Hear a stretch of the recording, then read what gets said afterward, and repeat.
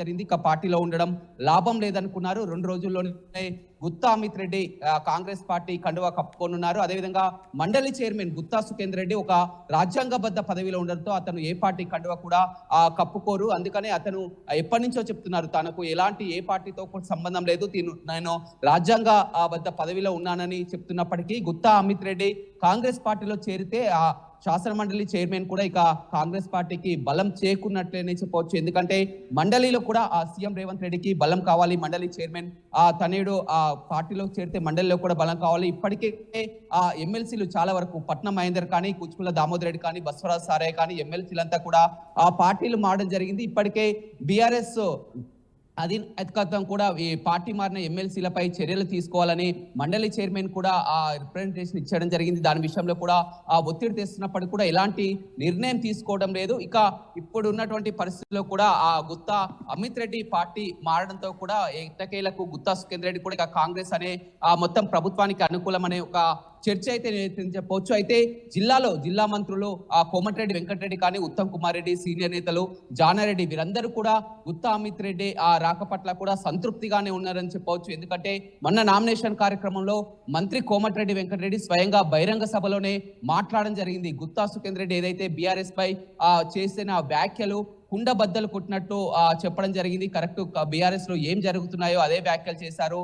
మండలి చైర్మన్ సుఖేందర్ రెడ్డికి ధన్యవాదాలు తెలుపుతున్నానని కూడా మొత్తం ఒక బహిరంగ సభలోనే కోమటిరెడ్డి ప్రకటించడం, ఆ తర్వాత జానారెడ్డి అదేవిధంగా ఉత్తమ్ కుమార్ రెడ్డి వీరంతా కూడా గతంలో గుత్తా సుఖేందర్ రెడ్డి కాంగ్రెస్ పార్టీలో పనిచేసినటువంటి వ్యక్తి, కాంగ్రెస్ పార్టీలో వీరంతా కూడా కలిసి ఉన్నటువంటి వ్యక్తులు కావడంతో జిల్లాలో గుత్తా అమిత్ రెడ్డి మొత్తం కూడా వారితో కలిసిపోయే అవకాశం కనపడుతుంది. 3 పర్యాయాలుగా ఎంపీగా ఉన్నటువంటి గుత్తా సుఖేందర్ రెడ్డి 3 పర్యాయాలు 3 టర్ములో జిల్లాలో ఎంపీగా పనిచేయడం జరిగింది. అతనికి రమేష్ అంటే గుత్తా అమిత్ రెడ్డి కాంగ్రెస్ పార్టీలో చేరితే రాజకీయంగా ఎలాంటి పరిణామాలు చోటు చేసుకుంటాయి? అంటే కాంగ్రెస్ పార్టీకి ఏ రకంగా రాజకీయంగా లబ్ధి చేకూరే అవకాశం?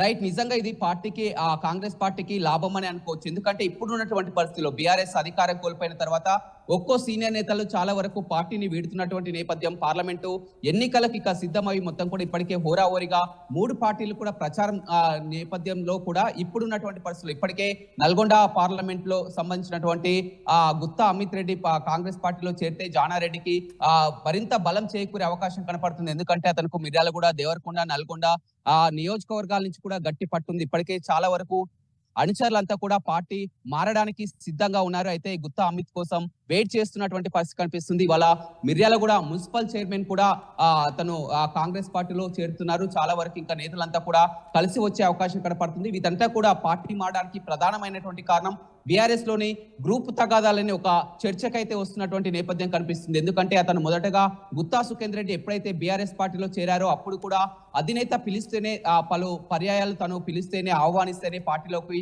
వెళ్ళాడని కూడా చెప్పడం జరిగింది. మంత్రి పదవి కూడా ఇస్తామన్న హామీతోనే పార్టీలోకి వెళ్ళడం జరిగిందని కూడా అప్పుడు చర్చించడం జరిగింది. ఆ తర్వాత ఉన్నటువంటి పరిస్థితుల్లో అతనికి మంత్రి పదవి ఇవ్వకపోవడం, ఆ తర్వాత కొడుకు ఎంపీ చేస్తానన్నా కానీ ఆ విభేదాలు సృష్టించడం, ఇవన్నిటి పరిణామాల నేపథ్యంలో కూడా అతను కాంగ్రెస్ పార్టీలోకి గుత్తా అమిత్ రెడ్డి ఇటీవల ఎప్పుడైతే వ్యాఖ్యలు చేశారో సొంత పార్టీలో తన తండ్రిపై వ్యాఖ్యలకు నిరసనగా కూడా తను మనస్తాపం చెందడం జరిగింది. ఏదేమైనప్పటికీ కూడా గుత్తా అమిత్ రెడ్డి పార్టీలో చేరడంతో కూడా రాజకీయ సమీకరణాలు పూర్తిగా మారనున్నాయని చెప్పవచ్చు. ఒక 2-3 రోజుల్లోనే గుత్తా అమిత్ రెడ్డి సీఎం రేవంత్ రెడ్డి సమక్షంలో కాంగ్రెస్ పార్టీ కండువా కప్పుకోనున్నారు.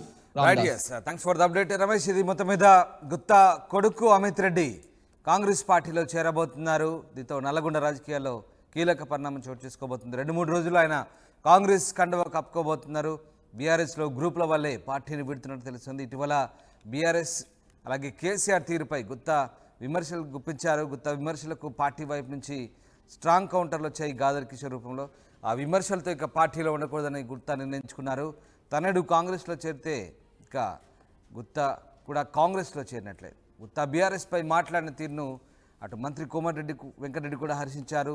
పార్లమెంట్ ఎన్నికల వేళ గుత్తా సుఖేందర్ రెడ్డి తనయుడు కాంగ్రెస్లో చేరడంతో పార్టీకి మరింత బలం చేకూరుతుందని ఆ పార్టీ భావిస్తారు.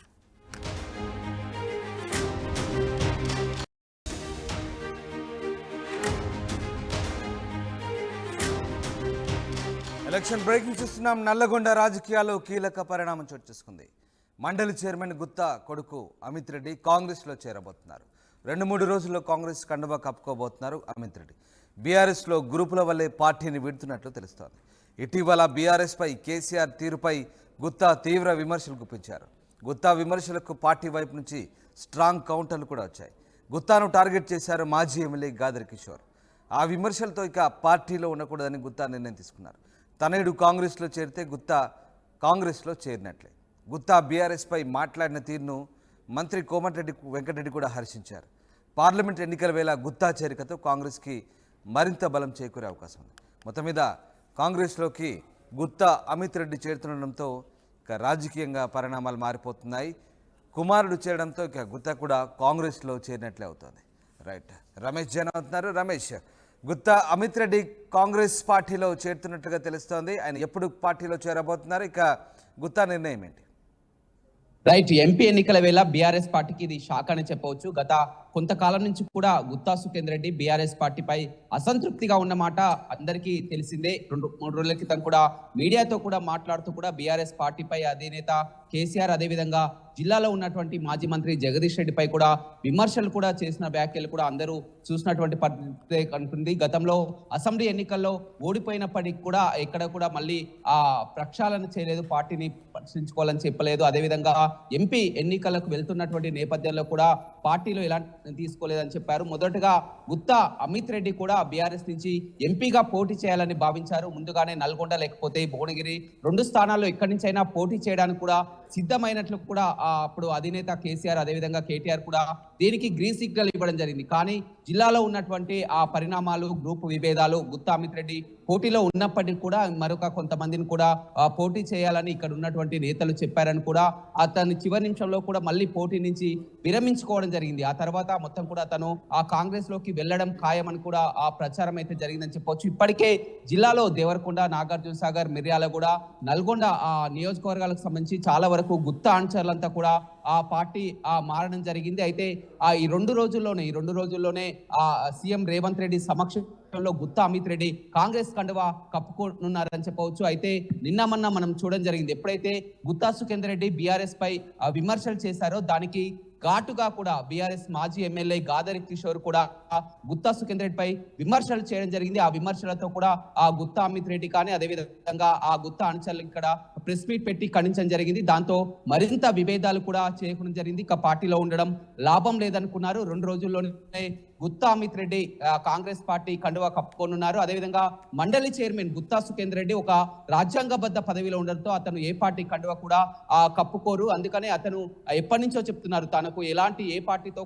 సంబంధం లేదు, నేను రాజ్యాంగబద్ధ పదవిలో ఉన్నానని చెప్తున్నప్పటికీ గుత్తా అమిత్ రెడ్డి కాంగ్రెస్ పార్టీలో చేరితే ఆ శాసన మండలి చైర్మన్ కూడా ఇక కాంగ్రెస్ పార్టీకి బలం చేకూరినట్లేనే చెప్పవచ్చు. ఎందుకంటే మండలిలో కూడా ఆ సీఎం రేవంత్ రెడ్డికి బలం కావాలి. మండలి చైర్మన్ తనయుడు ఆ పార్టీలో చేరితే మండలిలో కూడా బలం కావాలి. ఇప్పటికే ఆ ఎమ్మెల్సీలు చాలా వరకు పట్నం మహేందర్ కానీ, కుచ్చుపుల్ల దామోదర్ రెడ్డి కానీ, బస్వరాజ్ సారయ్య కానీ ఎమ్మెల్సీలంతా కూడా ఆ పార్టీలు మారడం జరిగింది. ఇప్పటికే బీఆర్ఎస్ అధినాయకత్వం కూడా ఈ పార్టీ మారిన ఎమ్మెల్సీలపై చర్యలు తీసుకోవాలని మండలి చైర్మన్ కూడా ఆ రిప్రజెంటేషన్ ఇచ్చడం జరిగింది. దాని విషయంలో కూడా ఆ ఒత్తిడి తెస్తున్నప్పటికీ కూడా ఎలాంటి నిర్ణయం తీసుకోవడం లేదు. ఇక ఇప్పుడు ఉన్నటువంటి పరిస్థితుల్లో కూడా ఆ గుత్తా అమిత్ రెడ్డి పార్టీ మారడంతో కూడా ఎట్టకేలకు గుత్తా సుఖేందర్ రెడ్డి కూడా ఇక కాంగ్రెస్ అనే మొత్తం ప్రభుత్వానికి అనుకూలమనే ఒక చర్చ అయితే చెప్పవచ్చు. అయితే జిల్లా మంత్రులు కోమటిరెడ్డి వెంకటరెడ్డి కానీ, ఉత్తమ్ కుమార్ రెడ్డి, సీనియర్ నేతలు జానారెడ్డి వీరందరూ కూడా గుత్తా అమిత్ రెడ్డి రాక పట్ల కూడా సంతృప్తిగానే ఉన్నారని చెప్పవచ్చు. ఎందుకంటే